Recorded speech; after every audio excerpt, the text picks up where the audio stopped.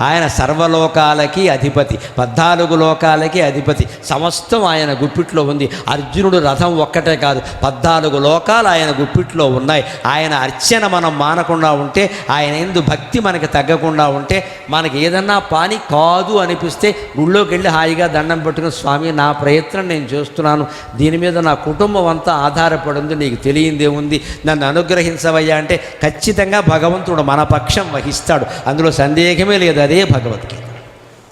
మనం ప్రయత్నం అంతా చేయాలి, కానీ ప్రయత్నం వలన అయిపోతుందని అనుకోవద్దు. దైవానుగ్రహం ఉండాల్సిందే, కాదనడానికి ఏం లేదు.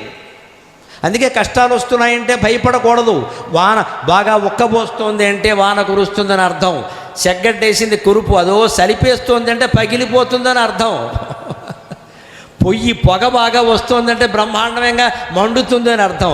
కష్టాలు వస్తున్నాయంటే భగవంతుడు కరుణించబోతున్నాడు అని అర్థం. అని పాజిటివ్